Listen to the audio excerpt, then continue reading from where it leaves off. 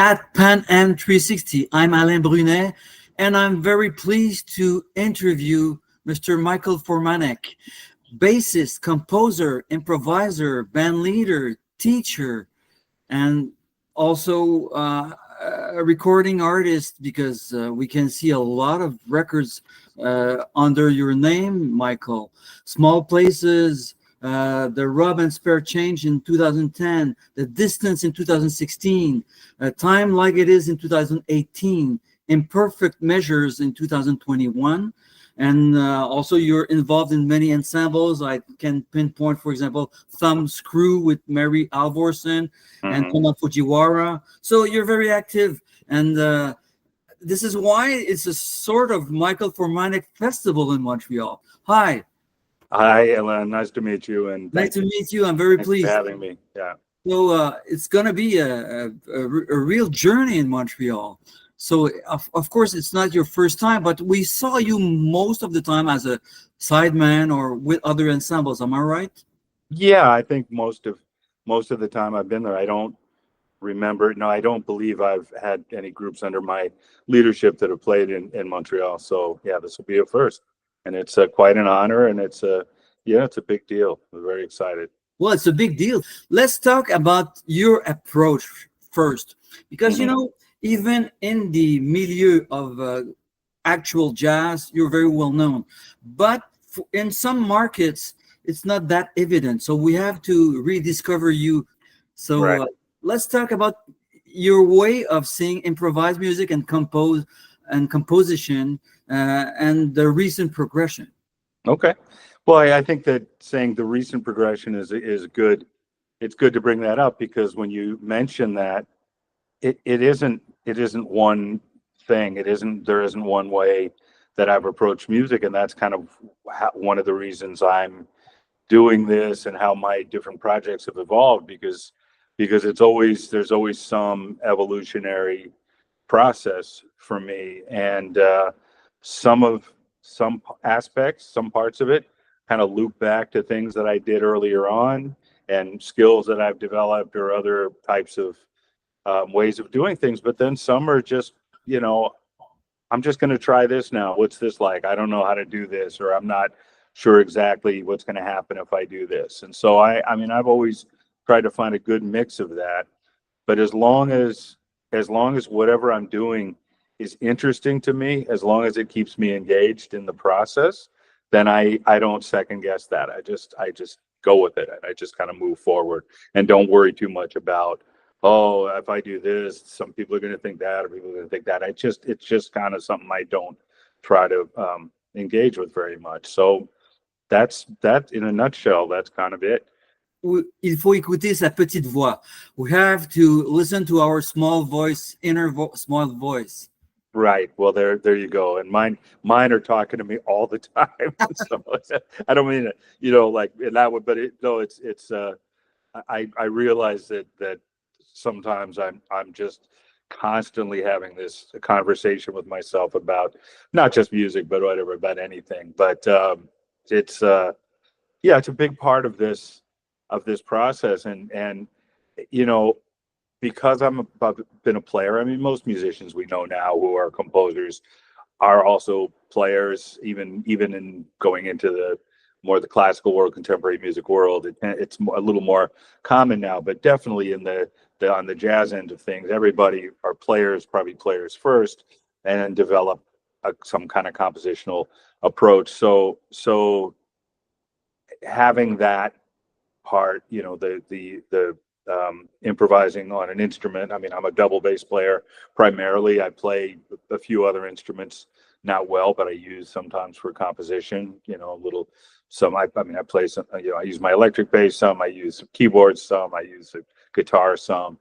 But yeah, primarily double bass player. So my improvisational world and process is sort of built around that, but it even that changes often, where I just want to completely rethink the way I deal with the bass and how I play it and how I use it and how I want to hear it.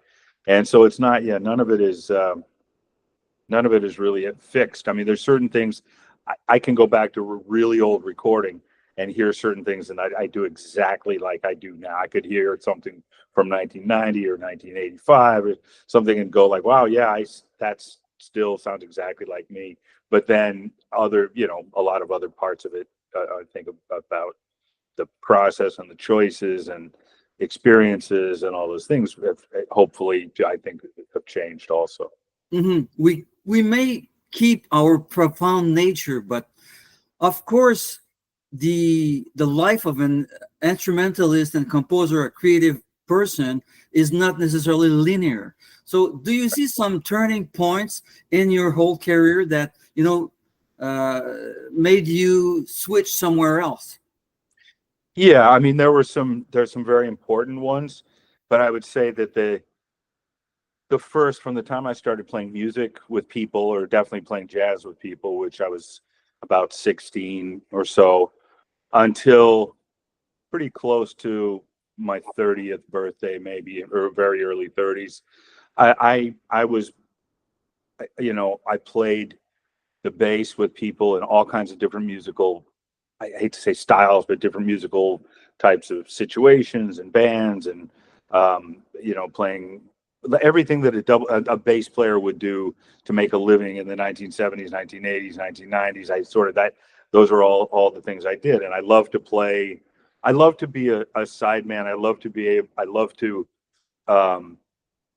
able to come in and just basically do everything that a really good bass player can do to make things feel, confident and secure, and have a great, feel, have a great interaction with the musicians. I mean, I was really happy just to do those things, to be a really good jazz sideman, and get better and better at playing the instrument, which I think throughout the 1980s I did, and I got to be pretty busy, um, side person, working musician during those years, and I'm really, really grateful for all the opportunities I had and been able to play with so many different people, great jazz musicians, we know from through history, but also peers, and so that was really exciting. But I did hit a point at around 1989, 90, little before, yeah, late 80s, where I was just like, okay, I know what this is now. I understand it. I really appreciate having people call me to do this, and being able to go all over the world playing these things. I mean, I loved all of it. I love all of it, but I loved all of it particularly then. And then it was okay. Now, what else is there? What can I do that's going to be more expressive of the way I think about music, or I feel about music? Not just trying to help other people, execute their visions of music, but just what am I, do I have anything to say at all? And if so, what is it? And trying to get to that. And I, through a series of different processes, I was preparing to do a recording for the German label ONJ, who I'd made like 25 records with as a side person. And I had a relationship with Matthias Winkelmann, who was the owner.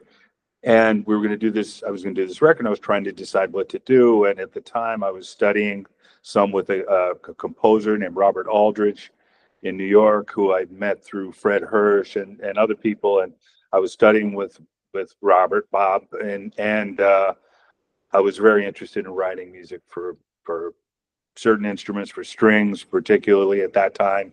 And so I had decided to use Mark Feldman on this recording, great violinist, improvising violinist. And I put a band together with Greg Osby and Jeff Hirschfield and Wayne Krantz, and made that record. And the right from the beginning of that time, the record was, it was not like, I'm going to make a jazz record, write a bunch of tunes, have people come in, do what they're comfortable with, and do it. No, I'm going to try to do something with it that's personal, whether it's good or bad or fails or doesn't. This is what I'm going to do.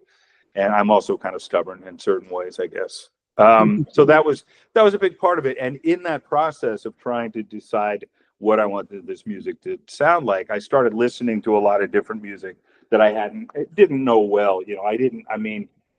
I was around New York. I knew some of John Zorn's music. I knew some of the people in Zorn's Extended family. Extended family, and including Tim Byrne, whose music I immediately kind of connected with, because also I really felt like he had a strong, obviously we know this now, but he had very strong ideas about how to put together music and develop it and do things in very personal ways, and also his musical language, the way he strung lines together and counterpoint together.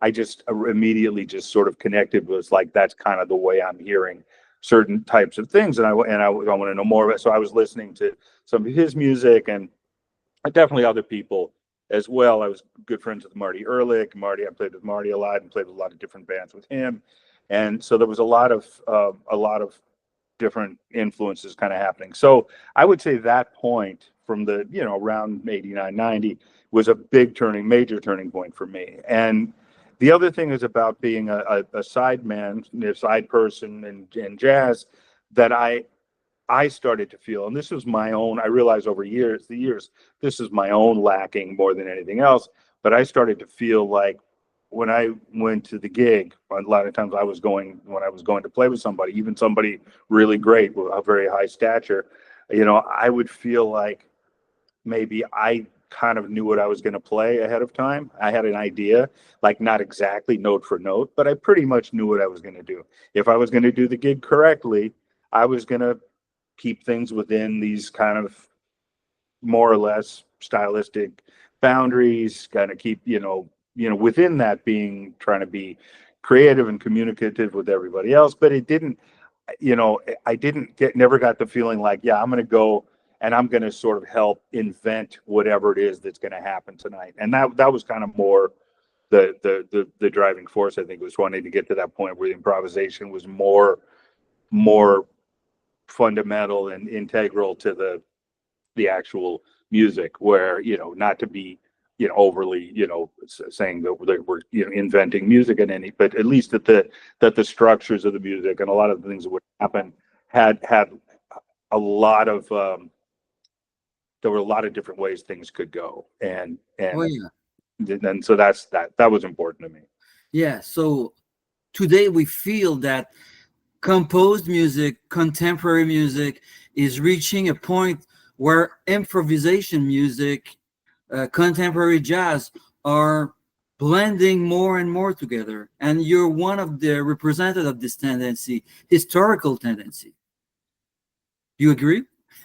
I mean, yeah, I don't want to be overly, I'm not trying to take credit or what, these trends have been happening. I mean, I think that a lot of the composers that I listened to, especially as I started to move out of the more mainstream end of things, I started listening to more, Anthony Braxton and more Henry Threadgill and more Sam Rivers and more, I mean, a lot of these things have had Roscoe Mitchell, many, composers that, so a lot of people have been trying these different ways. Even the first stream started that in the 50s. Absolutely. Well, yeah, I mean, no, we can definitely go back to that.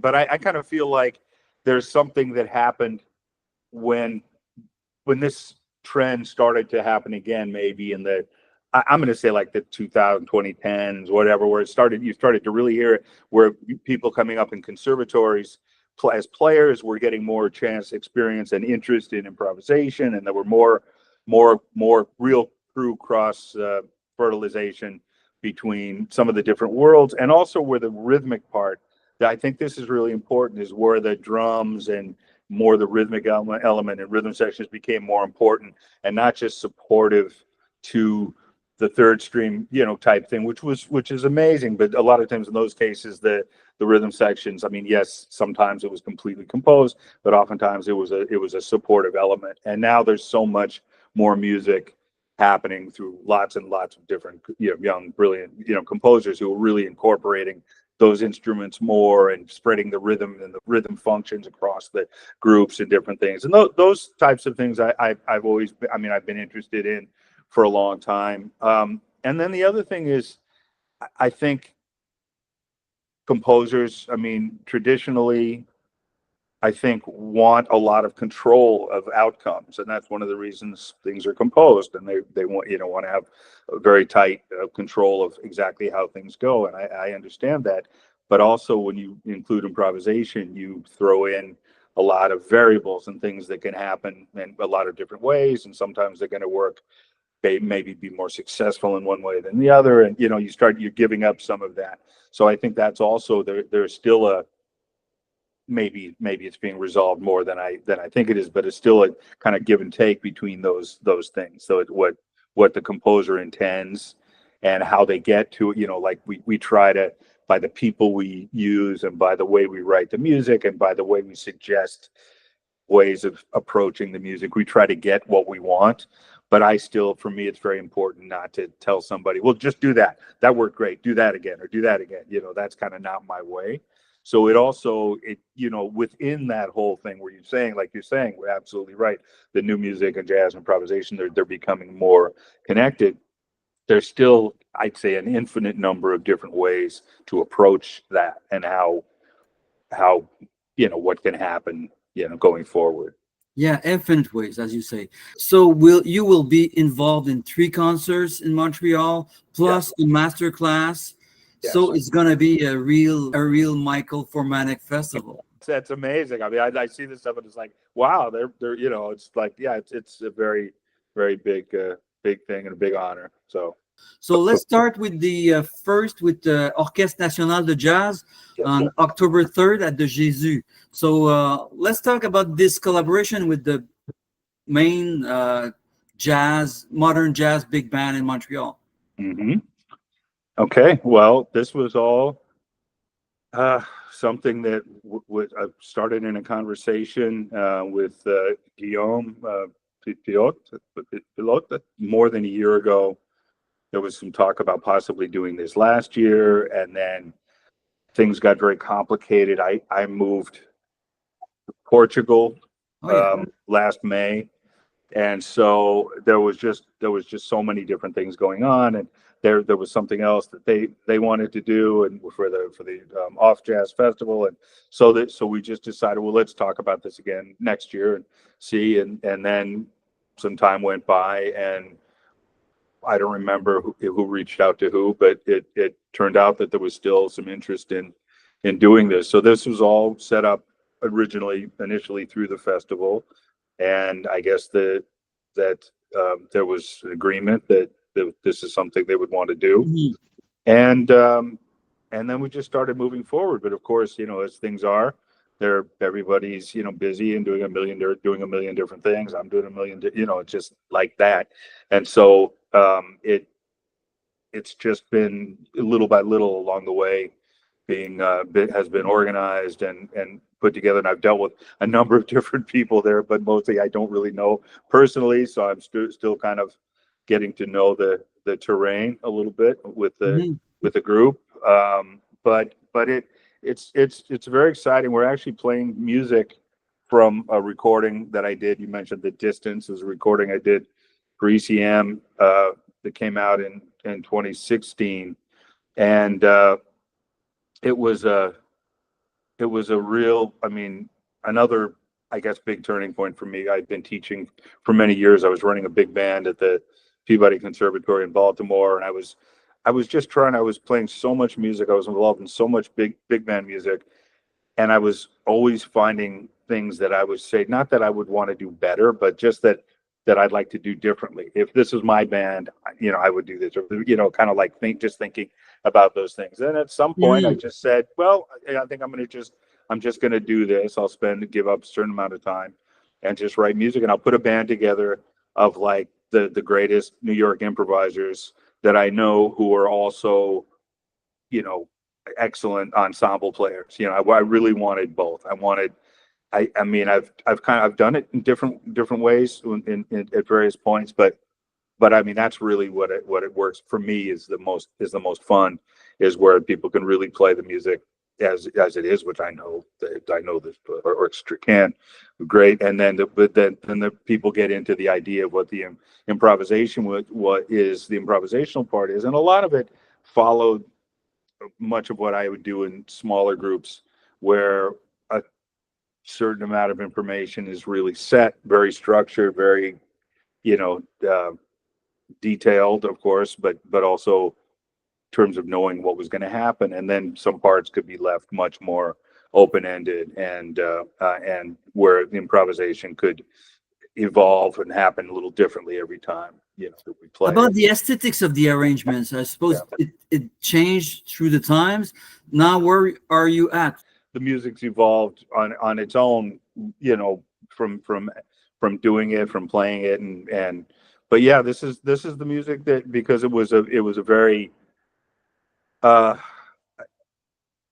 everybody, and when I've put these things together, people always seem to want to play this music. So, you know, I'm happy to do it, because the other thing, what I was starting to say before too, is that I had this band, this great band that could play music, but I couldn't really work that much with a band that size. I mean, I wasn't capable of managing that and making that happen very much. So I really got the idea. I really like the idea of doing it with other musicians also. So that was part of the fun of it, and seeing what other people brought to the table. So cool. Now let's take the second concert, October 5th at the Patro Vys. Yep. This is the solo and duo concert with Steve Raegele. Yeah, the one on the 5th, the solo and duo. All right. So and you know Steve Raegele? I don't know him personally. We've actually exchanged a couple of emails, and I've heard him play. He's great, you know. So I think it'll be a really nice nice meeting, and we'll be together with the big band also. So I guess we'll have a chance to, you know, develop a bit of a rapport. But we'll each play solo. I mean, we haven't really said exactly how we're going to do the concert yet, but we're each going to have some solo segments and then play some together. So that should be a really fun and interesting meeting, I think. Yeah, and the day before at the Dièse Onze, which is one of the main Montreal jazz clubs. So you're going to be involved in a trio, Drome trio. The Drome trio. I mean, it's a really special group for me, and you know, I mean, also I guess the connection from Montreal, because Chet Doxas is the saxophonist, and I guess he lives in New York now. Also. He lives in New York, but he definitely has he's from Montreal, and Vinnie Sperrazza, great drummer, who also is from upstate New York but lives in New York. And these guys, I got friendly when I moved back to New York from Baltimore in 2018. I started playing with them in various situations. We played trio a number of times, and then I think then before the pandemic, we had started to play, and then nothing. And so at some point, they kind of reached out and said, "Hey, can we come out to your house and play?" And we can basically play outside. So we started having sessions, and they would come out from Brooklyn to my house in New Jersey, and I had a backyard with the big patio in the back, and we just set up and play. And that's how we started to play there. And it was, I mean, mostly at that time mostly improvising, and we would play tunes, like any tunes, jazz tunes, standards. You know, it was kind of it was really nice, and actually it was sort of a cool time too, because as obviously it was not a great time, but my neighbors, everybody was home, and people were really enjoying it, listening to us play in the backyard, because everyone was they wanted distraction, I guess. And so it started off like that, and the birds singing and the airplanes flying over, and that was kind of the initial thing. So, you know, in 2020, and then right in the middle of all that, I got a small commission from an organization in New York. I'm blanking out on what they were doing commissioning jazz composers to write some new music, and it was like, here's a little bit of money and blah blah blah. And so I already kind of, as sometimes happens with me, because I can go long periods without writing much music, but I already kind of had in my mind what I wanted to do. And so I immediately went and I wrote this music that it's kind of bizarre. I don't want to get into it too much right now, but it started with these really rough kind of crude graphic scores, and I made clefs that went around in kind of a circle, and I wrote a certain amount of pitches, and I went around in a circle, and I came back. So they were like both like these little diagrams almost, very, very poorly. Like if an architectural student or anybody saw it, they would look at this and go like, "Oh, this is horrible." But it was the point. I got the point of what I wanted to do, and then I took those, and I went and I wrote them out in traditional music notation, and I modified them a little bit. But so basically they were all palindromic parts. They all had sections that all the written music went in one direction, and then from that point it went from that part back to the beginning. So everything, all the music was a palindrome, and so it was maybe something that could only happen for me, at least during a time like that, where there was not. It was like, okay, I'm just home. I'm just going to work on this stuff, and so all the basic music written for that trio. So I wrote it, but it wasn't even written for the trio at first. I had this stuff sitting there. They were coming back out and playing, and then one day, Vinnie just says, "Oh, Michael, why don't we play something you're working on? Play something, And I was like, "Oh, sure." So we go get the music stands and try to keep the wind from blowing the parts off the stand and everything, and suddenly we're playing this like really hard kind of, different sounding music, so it was also strange for me because we're playing outside in my backyard. Now all my neighbors are hearing like what I really do, and so there was something kind of funny about that for me. But we developed it, and we worked on it enough that I decided to record it towards the end of that year, and we went into the studio in New Jersey in I think in December of 2020, and recorded it. And so that was the beginning of that group in that way. And then I was adding music, different music, and over time, and we played, but we did a lot of gigs, mostly sort of as things were opening up again. We did a tour of the sort of the Northeast, Mid-Atlantic, and we went up actually and played 4 nights at the Rex in Toronto, and we did the Vancouver Festival that year, and played a lot, played around New York, and so up until the time I moved, which was May of 2023, we were doing a lot, and then so this is a nice chance for us to regroup and reconnect. And I say I love those guys. I love playing with them. Yeah. And it should be really fun. Sure, we're looking forward to hear that, and we love Chet Doxas. We know him since his beginnings. I'm sure. He's coming from a great jazz family. Yeah. His mother has a studio. He was also a music teacher. So yeah. So those 3 are the one I'm doing. And then I'm also doing a master class at McGill on the 4th, I think. Just a couple hours of that. So that's the only other thing that I'm involved in, the rehearsals, and then that master class and those 3 concerts. You're going to perform 3 concerts in Montreal. Let's dive into those 3 concerts and to discover and know more about your music world. You're going to perform 3 concerts in Montreal. Let's dive into those 3 concerts and to discover and know more about your music world. Okay, Michael, I thank you very much for this. It's a very generous interview. I had a lot of information. I think our users will know you a lot more with this conversation, I think. Great. Well, thanks, Alain. I really, really appreciate it. And I look forward to meeting you up there. Sure, I will be in a few concerts, of course. So I tell you, obrigado. Oh, okay. De nada. Thank you. Thank you very much. Obrigado to you. All right. Welcome in Montreal. Great. Thank you. All right. Bye-bye. Bye-bye now.